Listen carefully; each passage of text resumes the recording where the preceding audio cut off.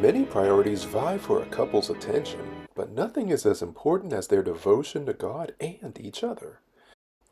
Well, until the 19th century, Jewish and Christian communities both interpreted the Song of Solomon as an allegory of God's love for his people.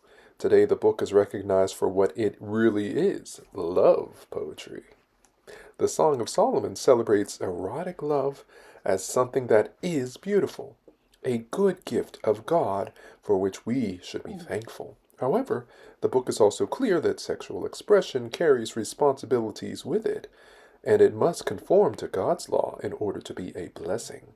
Which brings us to our key verse for today, which reads, "Awake, north wind, rise up, south wind.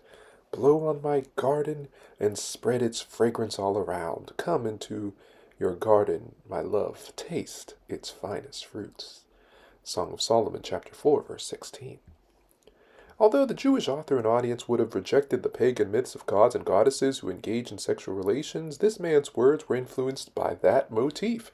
He's saying that his beloved is a goddess to him. She is, at least at this point, off limits or inaccessible to him. She still does not yet belong to him, so in his mind, she might as well be at the top of a distant mountain. He wants her to be close to him. The phrase "ravished my heart" is used twice to describe the impact the woman has on her suitor.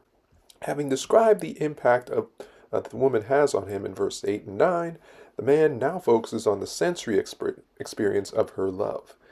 A man of fewer words would simply say, "I love everything about you," but that would not do justice to her beauty. The only fitting way to communicate his captivation with her is to use finely crafted metaphors that compare her attributes to the finest and best things known in the ancient world. Wine has already been used as an analogy for love in this book. A fine wine has both mood-altering power and a sophisticated, refined beauty. By comparing her scent to the most prized fragrance of the day, the man is saying that not only does he prefer her to anyone or anything else, but she is also the gold standard. Honey and honeycomb were highly prized luxury items in the ancient Near East. Note that when Jacob wanted to pacify the ruler of Egypt, he instructed his sons to take a gift package that included, among other things, honey. Milk and honey are common expressions in the Old Testament used to indicate fertility, prosperity, and an abundance of good things. So in other words, honey and milk were some of the best things in the ancient world. The appeal of this kind of luxury item is multidimensional. Sweetness perfectly balanced with texture and aroma. Such delicacies cannot be properly enjoyed quickly, but must be savored. So he's dreaming of long, slow kisses with his love. And note that in the first 7 verses of Song of Solomon chapter 4, her hair is compared to a flock of goats, and her breasts are compared to gazelles. This kind of metaphor does not indicate resemblance, but a shared standard of excellence or quality. The appeal of the woman is based not only on her excellent physical features, but on her skill in self-presentation, air of nobility, and overpowering charm. Her virtue overpowers and enhances all these charms. She is not readily available for any who want her, or even for her lover at this point in the poem. The fact that she has saved herself for him, and he has waited for the right time to consummate their love, intensifies his desire for her. A garden is a feast to the senses of sight, smell, and taste.